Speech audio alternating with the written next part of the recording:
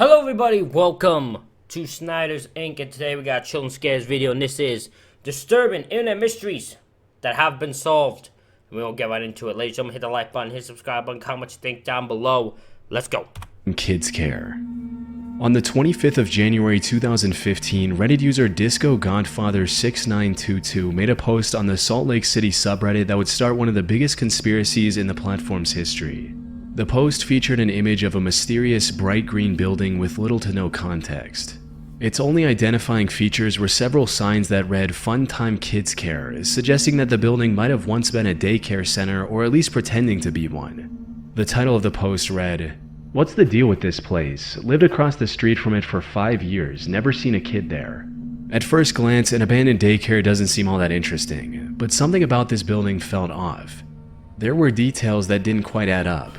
The mismatch between the fresh-looking outside paint with old, worn-out signs, and the oddly placed windows that appeared to be boarded up from the inside. These strange elements caught people's attention, and before long the post had gone viral across the internet. Then things got even stranger. A few days later, Disco I didn't know there was a video where someone went to the building. That's kind of weird. Godfather visited the building again and described what they saw in a comment. "So I just came back from the place and found something in the back covered by a camo tarp. I then saw a Mexican man come out, pick something up, and go back inside. Earlier in the day I went there and saw a pizza guy trying to deliver a pizza to the place. He knocked and nobody came to the door. He left and I was about to as well until I noticed kids walking up to the door and trying to get in. Finally, an old Mexican lady opened the door and let them in.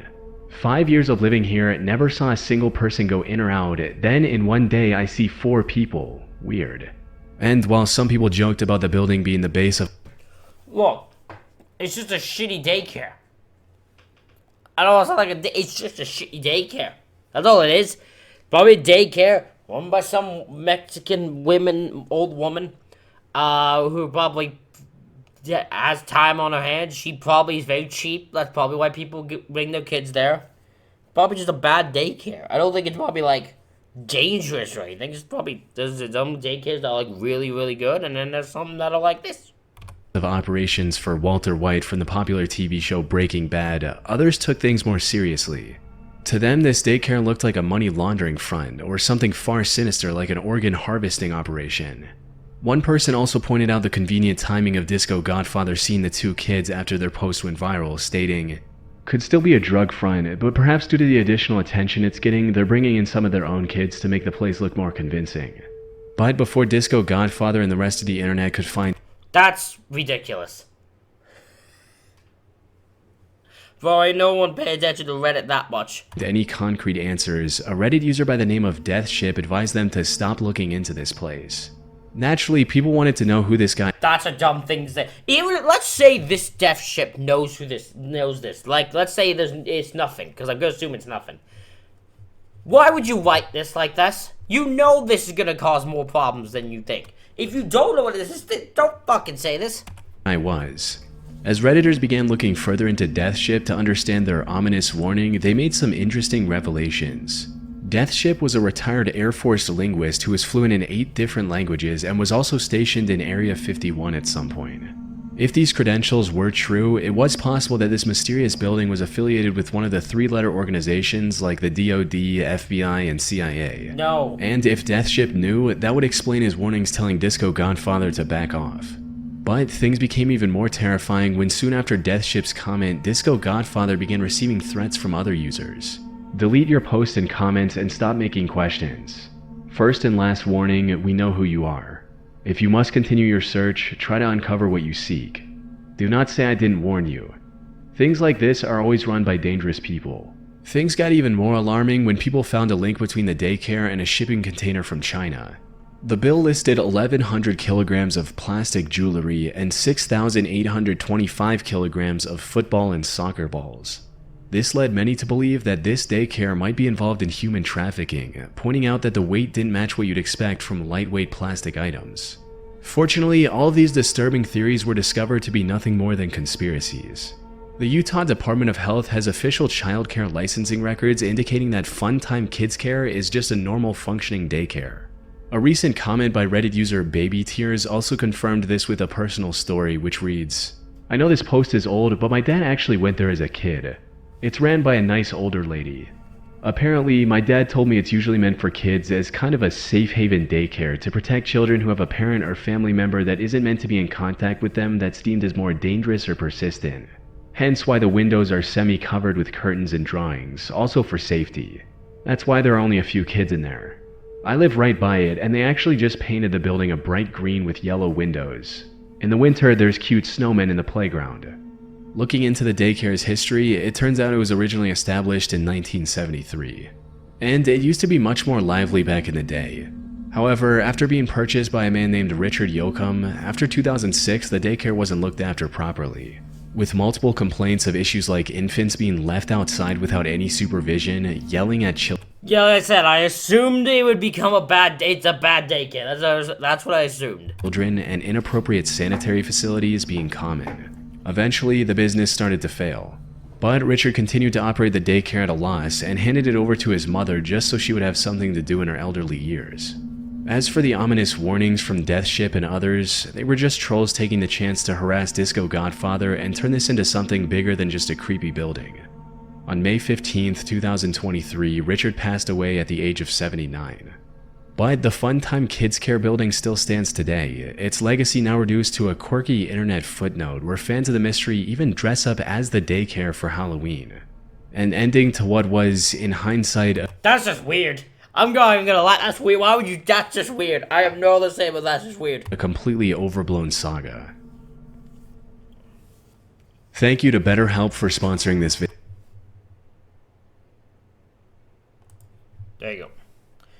We don't do sponsors here. They want to sponsor me, they can pay me. Sounds. On the 7th of January 2018, Reddit user Batchian320 made a post on the Beaverton, Oregon subreddit describing a bizarre phenomenon. The post read, "Tune in to 96.7 if you are near Progress Ridge. Some weird shit is going on. Sitting in the car with friends, tune to 96.7 and I'm hearing weird repeating sounds and sometimes random people talking or saying random things. The sounds get more bassy and less bassy with some strange frequencies interrupting other ones. Someone please explain this." And while others initially dismissed it as nothing more than two dominant radio stations playing over each other, they quickly changed their minds after listening to the eerie broadcast themselves.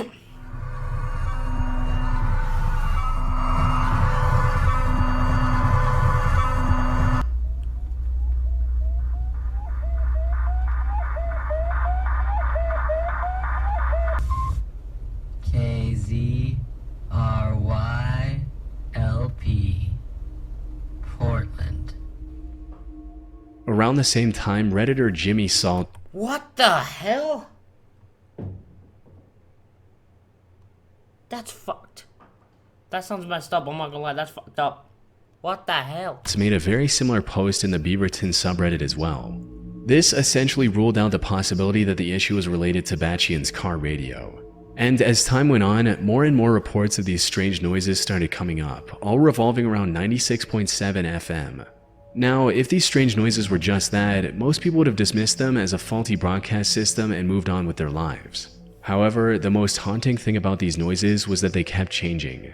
They would cycle between white noise,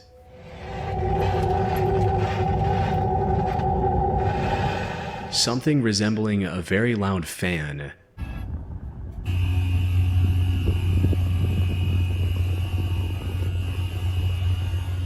and the most terrifying. You're telling me there's a thing called Bob FM? Hold on.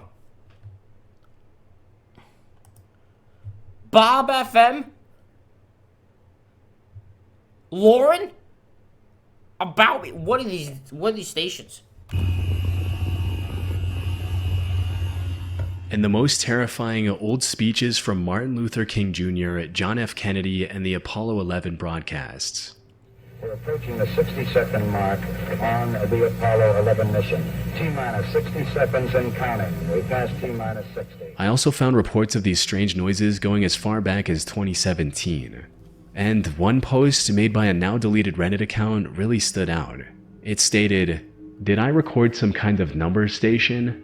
Recorded this off of FM radio 1617 at about 6:30 p.m. The radio station is not officially listed. It went on in this pattern for several minutes before just playing some white noise type tone for hours and hours on end, no station call. The station is a defunct rock station I never heard of. The next day they played MLK speeches and something that maybe could be called ambient music, slow motion tones and whirring sounds. Nothing it's played is recognizable by Shazam. Any input is welcomed. The person who made this post also linked to a video they recorded, and sure enough, the noises match the ones Batchy and 320 heard a year later.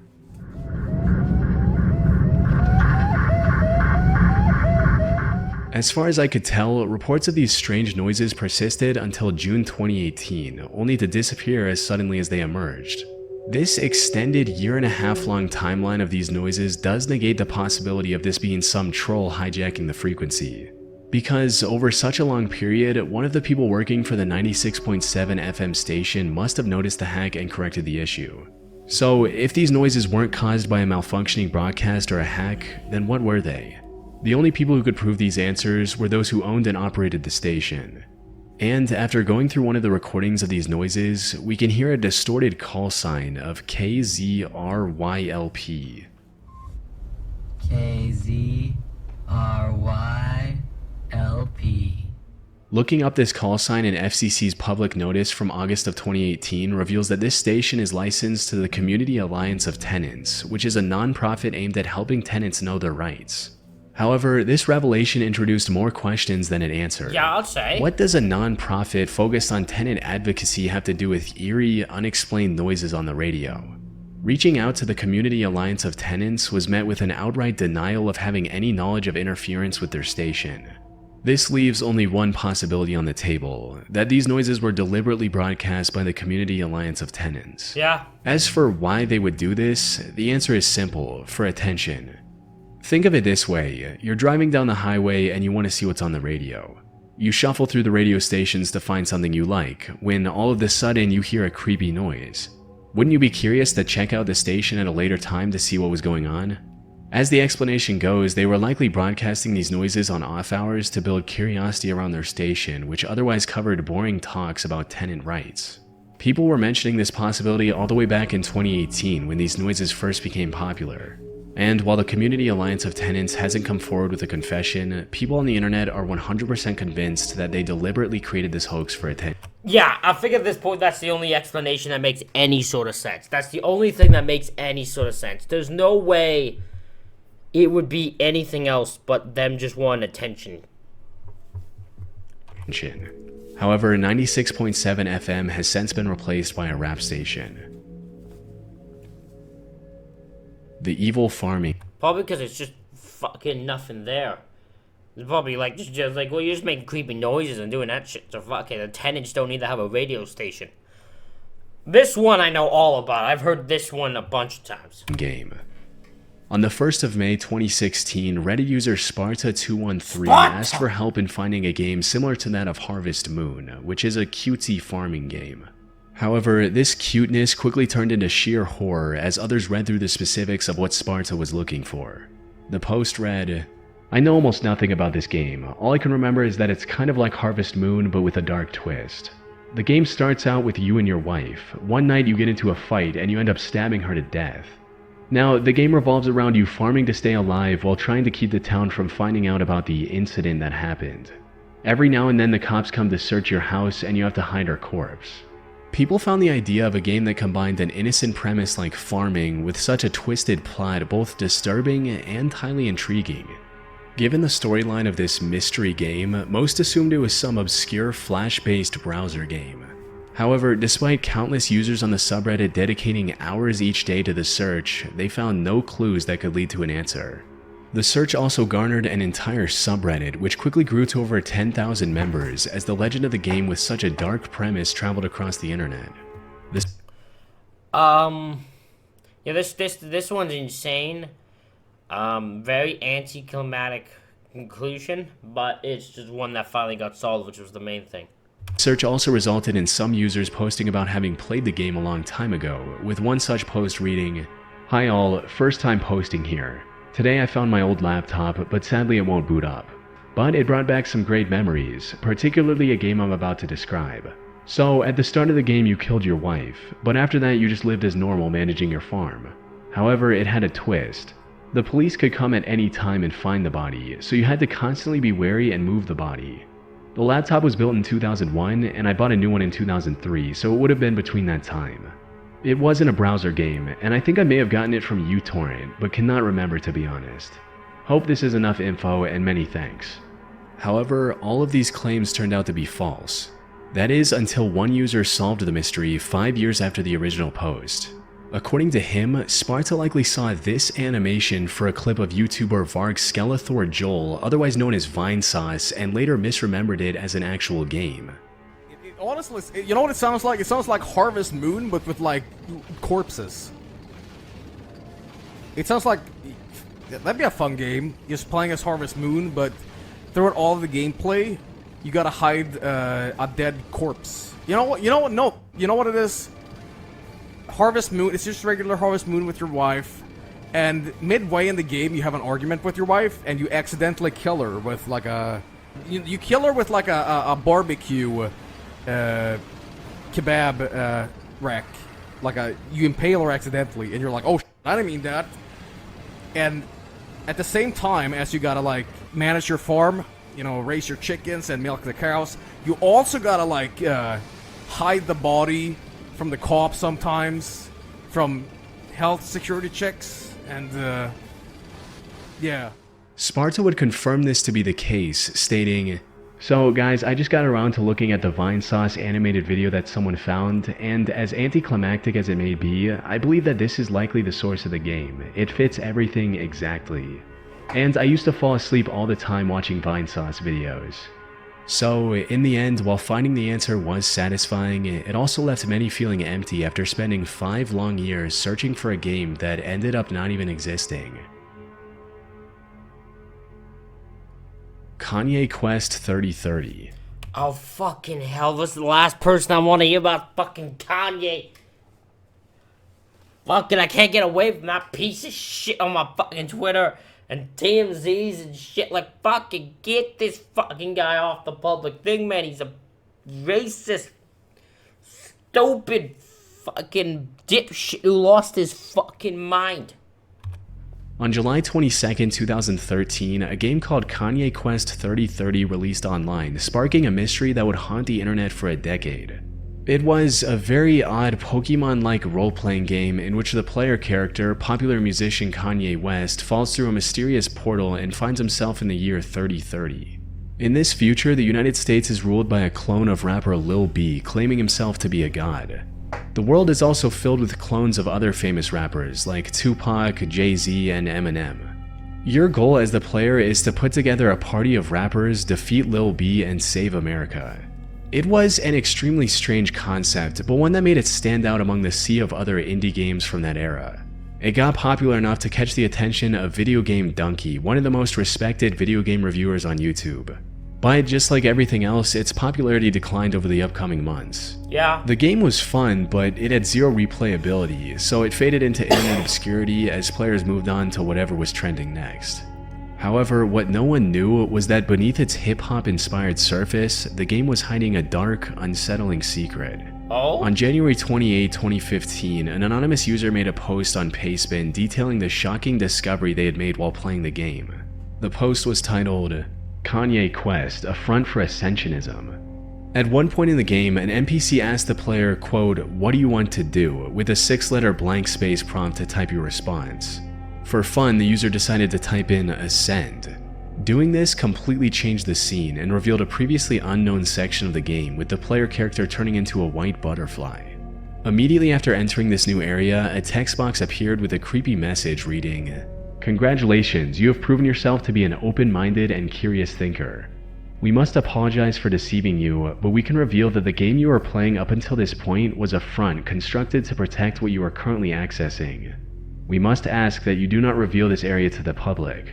If you believe that you may be prone to revealing information or do not wish to participate, please close this program immediately by pressing Alt F4 or selecting the No option when it appears.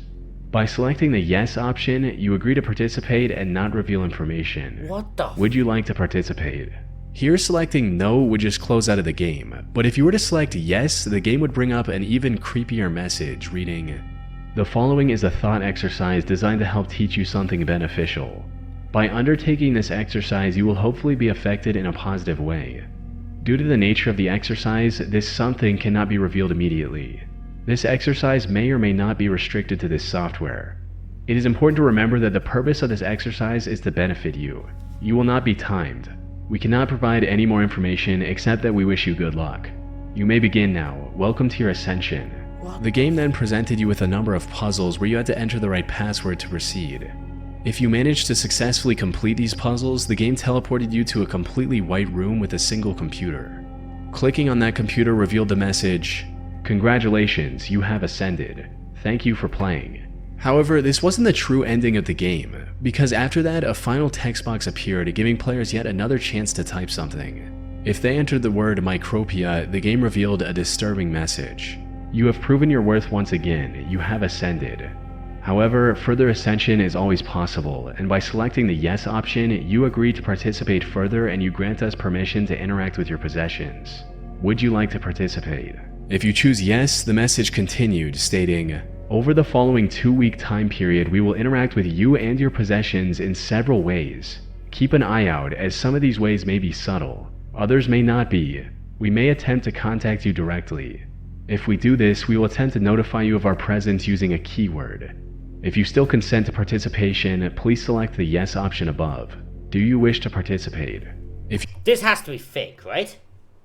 This has to be fake. you choose yes, one last time the game asks for your personal details, including your first name, last name, country, city, zip code, and house number.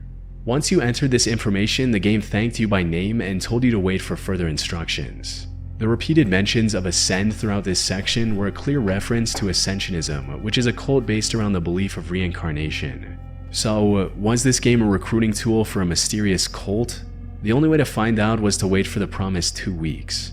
But when no one was contacted after putting in their info, people on the internet began looking for the developer of the game. However, all they had to go on was a pseudonym, Phoenix. Further investigation into the game led to old posts on a now defunct forum called Unfiction, where users had once discussed an alternate reality game, or ARG, called Ascensionism. The creators of this ARG also had a PayPal link in their bio, and donating to it revealed the name of the creator, Nicholas Lyons. And while searching this name online didn't bring up much, it did reveal a Bandcamp account mentioning that Nick was signed to the label Ascensionism Records. This label had its own Bandcamp account, which revealed another name, Valerie. It seemed the hunt for the creator of Kanye West 3030 was finally drawing to a close. However, things quickly went south when MatPat from the Game Theory channel interviewed Valerie in 2021, and she had this to say.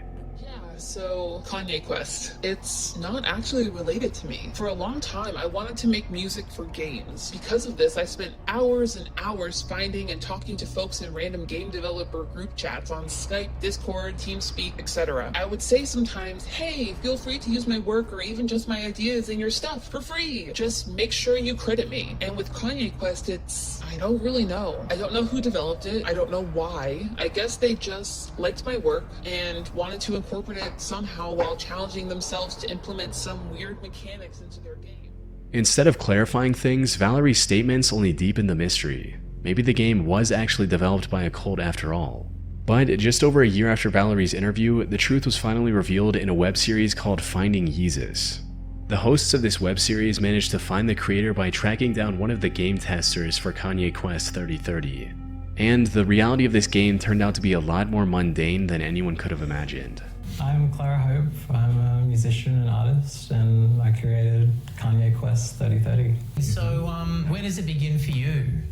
For me, it began as a Year 12 project for high school. They wanted us to make like a major project for school, and I was like, I'm gonna make a video game. The game contained nothing more than a hidden ARG.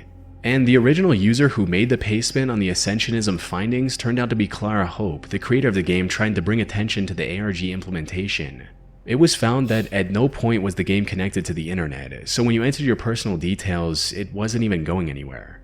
It just goes to show how the internet's imagination and wild theories can transform something as ordinary as a high school final project into a decade-long cult mystery. Yay video games. On September 8, 2010, Reddit user I Wish I Was a Me made a post in r/gaming asking for mod recommendations for a game called Oblivion. The replies to the post started off fairly normal, with players of the game listing out the best mods for a new player. That is, until a user by the name of Yay Video Games joined in on the conversation and posted a comment stating, "The uninstall button. The game is great and all, but god is it hard to fully remove all the junk it leaves behind on your system. You really need to check out that mod when the time comes to get rid of it. Otherwise, I think a Skiro's Oblivion overhaul is a nice start." The first two sentences of this comment didn't make any sense. And when someone said, "What?", Yay Video Games once again replied with a similar comment stating, "The uninstall button. The game is great. Ubisoft goes Steamwork bye-bye, always on DRM. But you have to go work, always on work DR. Check out the junk it leaves behind in you." This Okay, this is a guy who, one, doesn't understand the English, and two, I think is just not fully in his right mind. Because that's not an incoherent sentence. There's not incoherent sentences here. somehow made even less sense than his previous comment, leaving others confused about what he was trying to say. What they didn't know was that things were about to get a whole lot more confusing. After a few more back and forths, Yay Video Games started spamming the nonsensical phrase "Ubisoft goes Steamwork bye-bye, always on DRM" over and over in the replies. However, what turned this behavior from strange to disturbing was the fact that most of these replies were formatted differently. They were bold, italic, all capital, in camel case, and in many other formats, meaning this wasn't just copy-pasted. He also linked to some extremely unsettling images with some of these comments that didn't make much sense either. The creepiest of these images was of a white surface with Yay Video Games' odd phrase written all over it. From there, he continued posting similar comments nearly 4,000 times before finally getting banned from the subreddit. This left a lot of people questioning what they had just witnessed. Yeah. Many just assumed that he was either trolling on some extreme level or that this was the work of an advanced bot. But before they could get any answers from Yay Video Games, he deleted his account and disappeared from Reddit. And the mystery of this bizarre breakdown remained unsolved. That is, until Reddit user SoLegitHS took it upon himself to solve this case, hoping to find an interesting ARG or something along those lines. But what he uncovered instead was far more tragic than anything he could have imagined. After going through every post from the Yay Video Games account and finding similar repetitive patterns in other places across the platform, SoLegitHS narrowed down to 3 more accounts that belonged to Yay Video Games. These included No Substance Here, Vinyl Record, and Not Sure How Big You Are. Among these, Not Sure How Big You Are appeared to be Yay Video Games' main account. Here he shared many aspects of his life that were crucial to figuring out his story. And contrary to what many believed, he wasn't just some troll spamming bizarre posts for attention. Those posts were his way of coping with a deeply miserable life. According to his posts, Yay Video Games was suffering from some extreme chronic illnesses that left him in excruciating pain at all times. The constant medication had also messed up his mental stability, resulting in manic episodes like the one that made him popular in the first place. Sadly, That sucks. all of this became too much for him to bear. In the beginning of 2015, he decided to end his own life to escape the suffering. Ladies and gentlemen, that's a tragic end to this. But let me know what you think of this in the comments. Hit the like button, hit the subscribe button. Thank you all for watching. I'll see you all for the next one.